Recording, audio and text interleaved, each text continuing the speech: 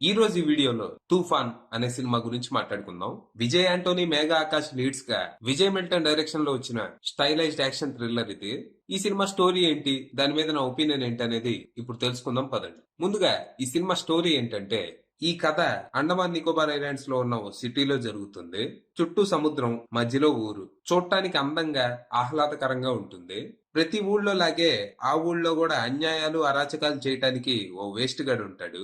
వాడే డాలీ. తను బాగా డబ్బున్నాడు. డబ్బుంటే ఏమైనా చేయొచ్చు, తప్పు చేసి తప్పించుకోవచ్చు అనే మైండ్ సెట్ ఉన్నాడు. తను రకరకాల వ్యాపారాలతో పాటు వడ్డీ వ్యాపారం కూడా చేస్తూ ఉంటాడు. అంటే అవసరంలో ఉన్న వాళ్ళకి అప్పులు ఇచ్చి తర్వాత వడ్డీ పేరుతో ఉన్నదంతా లాక్కుంటూ ఉంటాడు. లాక్కోటానికి ఏమీ లేకపోతే చంపేసి తృప్తి పడతాడు. అన్యాయాలు చేసేవాడు ఉన్నట్టే ప్రతి ఊళ్ళో అన్యాయాన్ని ఎదిరించేవాడు కూడా ఒకడుంటాడు. ఇక్కడ అలాంటి వాడే మన హీరో సలీం. తను ఎవరో, ఎక్కడి నుంచి వచ్చాడో తెలీదు. సిటీలో ఏదో చిన్న చిన్న పనులు చేసుకుంటూ జీవితం సాగిస్తూ ఉంటాడు. కానీ కొన్ని అనుకోని పరిస్థితుల్లో మన హీరో డాలీకి ఎదురు తిరిగి ఎగిరి తన్నాల్సి వస్తుంది. మరి తర్వాత ఏం జరిగింది?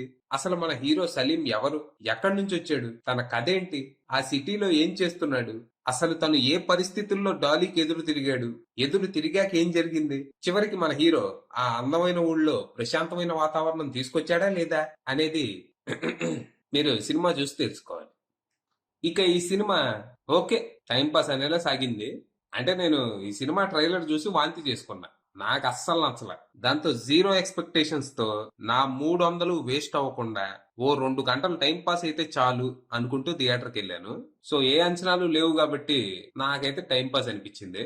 కానీ నా పక్క సీట్ వాళ్ళు మాత్రం సెకండ్ హాఫ్ మధ్యలోనే లేచి వెళ్ళిపోయారు. మరి ఇలా ఒక ఊరు, ఆ ఊళ్ళో అన్యాయాలు చేసే వేస్ట్ గాడు, వాడిని ఆపటానికి వచ్చే ఒక హీరో, ఆ హీరోకో భాషా ఫ్లాష్ బ్యాక్. ఇలాంటి కథలు ఇప్పటి వరకు ఎన్నో వచ్చాయి, వస్తున్నాయి, వస్తూనే ఉంటాయి. ఎన్నిసార్లు వచ్చినా కొత్తగా చూపించే ప్రయత్నం చేస్తే వర్కౌట్ అయ్యే అవకాశం ఉంది. ఈ సినిమాలో కూడా ఆ పాత కథని కొత్తగా చూపించే ప్రయత్నం అయితే చేశారు, కానీ అది పెద్దగా వర్కౌట్ కాల. ఇది యాక్చువల్ గా లాస్ట్ ఇయర్ డెన్సెల్ వాషింగ్టన్ హీరోగా హాలీవుడ్ లో వచ్చిన ఈక్వలైజర్ 3 సినిమాని ఇన్స్పిరేషన్ గా తీసుకొని తీసినట్టుంది. స్క్రీన్ ప్లే ప్యాటర్న్ గానీ, కొన్ని సీన్స్ గానీ యాస్టీస్ ఆ సినిమాలో ఉన్నట్టే ఉన్నాయి. కానీ ఈ సినిమాకి ఆ సినిమాకి తేడా ఏంటంటే, ఈక్వలైజర్ లో క్యారెక్టర్స్ అన్ని బలంగా ఉంటాయి, ఎమోషనల్ కనెక్ట్ ఉంటది, సరైన కాన్ఫ్లిక్ట్ ఉంటది. కానీ ఇక్కడ క్యారెక్టర్స్ ఏమో వీక్ గా ఉన్నాయి, ఎమోషనల్ కనెక్ట్ కూడా సున్నా. సినిమా ఏదో అలా అలా సాగిద్దే తప్పితే డ్రామా గానీ, ఎమోషన్ గానీ, సరైన కాన్ఫ్లిక్ట్ గానీ ఏమీ ఉండవు. అంతా డొల్ల. యాక్చువల్ గా సినిమా ఫస్ట్ హాఫ్ కొద్ది వరకు పర్లేదు, ఇంట్రెస్టింగ్ గానే ఉంటది. ఇక్కడ కొన్ని సీన్స్ కొంచెం కొత్తగా అనిపించాయి.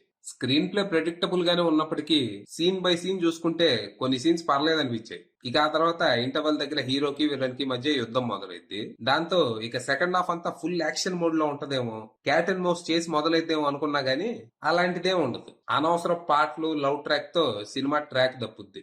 ఇక క్లైమాక్స్ అయితే చాలా సిల్లీగా ఉంది. అంటే మామూలుగా మన దగ్గర ఫ్యాక్షన్ సినిమాల్లో హీరో 100 మందిని నరికేసి క్లైమాక్స్ లో నరుక్కోవటం తప్పు అని నీతులు చెప్తాడు కదా, ఇక్కడ కూడా ఆ టైప్ లో ఏదో ఉంటది.